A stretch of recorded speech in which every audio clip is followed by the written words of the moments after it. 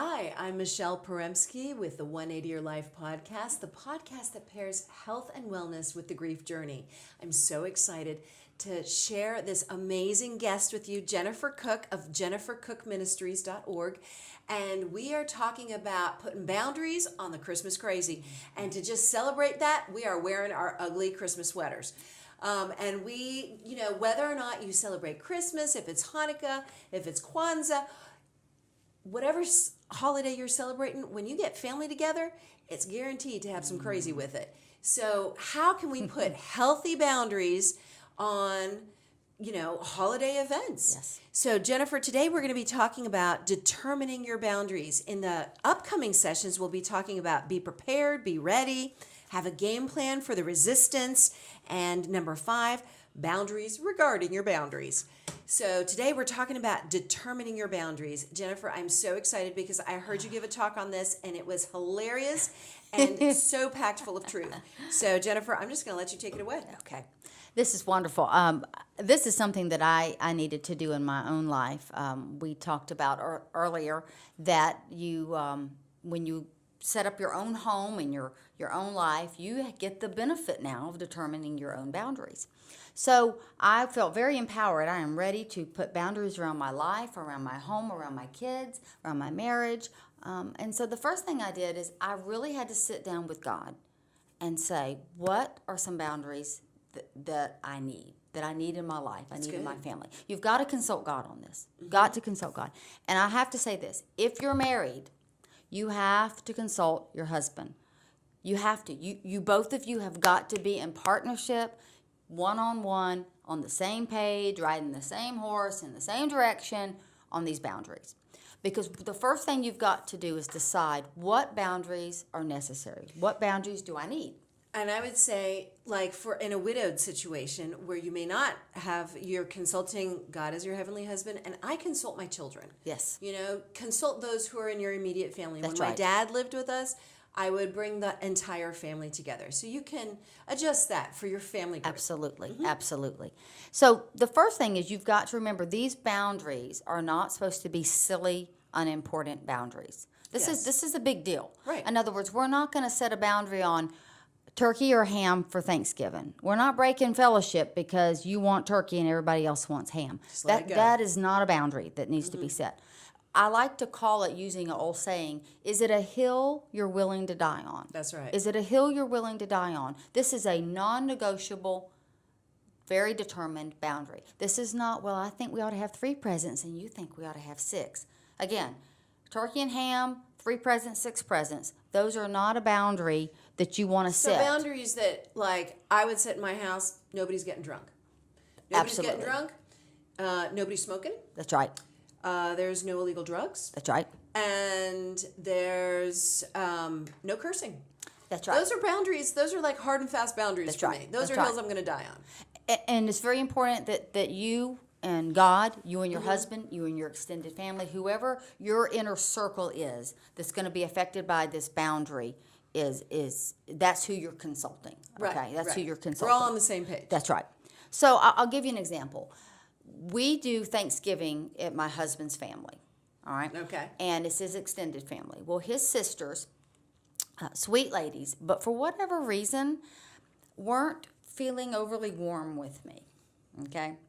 We never had a row. Nobody went out in the front yard and took each other down. It wasn't like that, okay?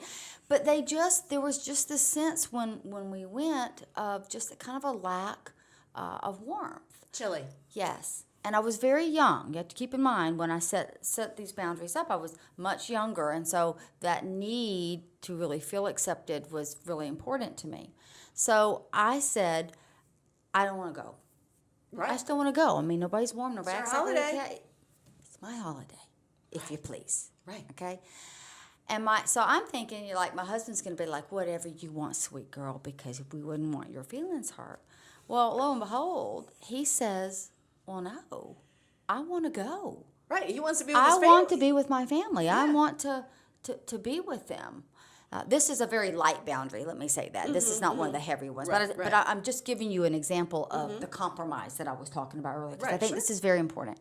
So I'm like, I don't want to go.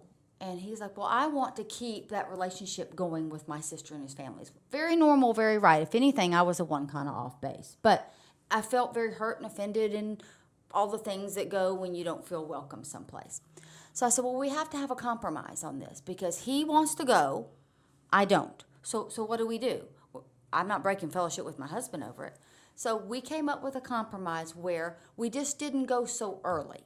In other words, if we're going to eat at 12, we may arrive at 11:30, and then, in other words, we're not going to get there at 8 o'clock when the roosters are waking up, right? Right. We're going to get there not quite as early. And it just kept some of the, I guess, the feeling of me being excluded out. Now, I just do want to say, as a testimony to his family, his sisters did warm up to me, okay, a lot, without even having to do anything, just time. But at the time, I was very young. I was 25 years old, and I just wanted to feel, included and part of the loved. family, because it's your holiday, you're going to, yes, I But it totally was a get it. perfect example of a compromise that my husband and I came up with, where he said, no, I want to go, and I said, no, I don't want to go. So we came up, we're going. We're just going to go not quite as early as we normally would. So that's an example of a compromise. And you had like a certain time frame. Yes. So did you stay until midnight that day? Well, we actually stayed probably longer. We stayed long. That was fine. But I'm glad you brought that up, the time frame. Right. Because let's flip over to a different situation. Let's flip over to something that's very unhealthy. Let's say you're going to a holiday where they mistreat you.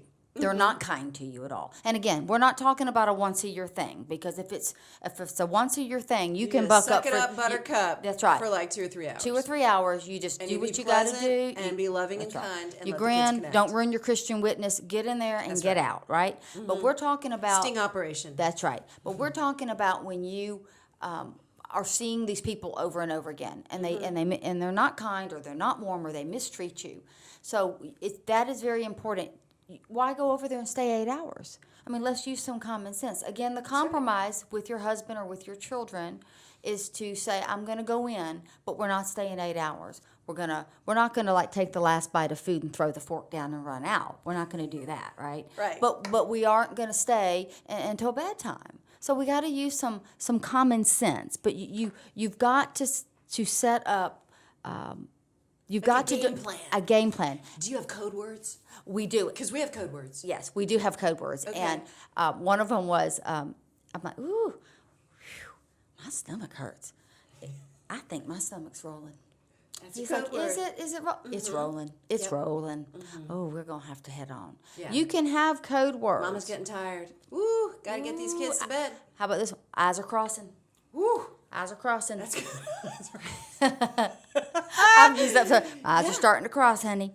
But I think the biggest achievement here is you have to determine those boundaries, and you have to be clear on what they are. That's right. You need to determine them well before you get to the locale. That's right. Okay? And even with kids, like I will tell my kids, okay, if it starts to get a little hairy and it's a little hard, I'm going to hang out for as long as humanly possible. That's right. And be really, really kind and awesome. Even if maybe somebody's not talking to me. That's right. Or they're giving me the cold shoulder. That's right. And I'm like, okay, I'm going to let my kids connect. And then when I say, hey kids, it's time to go, there is no back talk. There is no asking to stay longer. There is, all right, Mom, let's go. That's right. Because that's their gift back to me. That's right. I'm giving them a gift. They're giving it back to me. That's right. And out we go, and then I will come back. But you know what I think? You need to retreat, to replenish, so that you can go back in with love and grace and kindness and warmth, and continue watering ground that might be a little hard. That's right. And the boundary set, that needs to be something you don't just decide over a cup of tea. Okay? Mm-hmm. You really need to sit down and say, okay, what are the issues here? Okay, I don't want my children growing up around drunkenness. Okay? Well, that's a big one. All right. So if that's a big one for you, then you have to then go further and say, what is drunkenness? Am I saying we're not having any alcohol in the house, or am I saying you just can't get any walking drunk? I mean, which one are we saying here? Are we going to allow social drinking, but we're not going to drink until nobody knows anybody's name? You know what I'm saying? Same thing with, well, I think the alcohol is probably the best example on that one. It's for some, it's no drinking at all. For others, it's we're just not going to be drunk. You've got to determine what the boundary is. You can't leave play. Does that make sense? And I think you made a good point when I was listening to your talk, that you can set boundaries, very firm boundaries in your house, but you can't be setting them in somebody else's house. That's right. But you can set a boundary with your presence. That's right. What you will be present for and what you will not be present for. That's right. And you can politely excuse yourself if that's a situation and it's not your house. That's right. And I'm glad you mentioned that, because what we're talking about right now, and we'll talk about boundaries at other people's houses in a later podcast, Right. but what we're talking about right now is the boundaries in your home. That's what you have control over. Right. So once you determine your boundaries, you have to be very specific. There cannot be room for play here. We say in our house, there can't be willy-nilly, okay? Right. If you have to make it clear. It's not fair to what you're setting the boundary about if you don't have clarity. Because how can I, as a person coming into your home, obey your boundary if you haven't set it or you keep changing it? Okay? Right. So how would you say that to someone? You know, like, how have you said it to certain family members? Okay, well, for instance, we'll use the one cussing with my brother. Love my brother. Okay. Precious. But he could cuss a cat. All right? Now, my children love Uncle Brian. Love Uncle Brian. So anything Uncle Brian says is gold. It's golden. Down from the heavens. We might need to just print it and frame it. Okay. So when you come in here and you say the donkey word, my children are now going to go to school and say the donkey word, and I'm going to get a phone call. Or the church preschool is going to say, did you know your son talks donkey? We can't say the donkey word, and I know we all know what the donkey word is, Right. okay? Yeah. So what I said to Uncle Brian was, I love you and I want you here, and the kids want you here. But you can't cuss.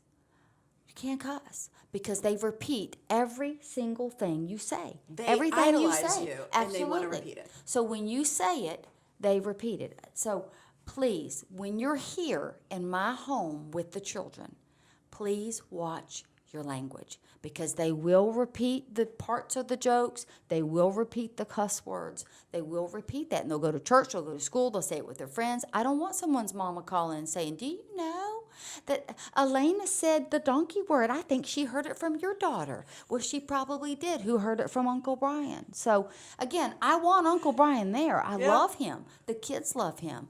But what I did is I set a boundary. I set a fence and said, when the kids are in the home and they're present, Brian, you got to watch your language, okay? And then what would happen when he would slip, because he will. I was just going to ask, what happens? Because we're not perfect. I'm not Right. perfect. He's not perfect. We would just say, oh, Uncle Brian said the donkey word. Can't say the donkey word. And then I'd give Brian kind of the eyeball like, don't say the donkey word. Right.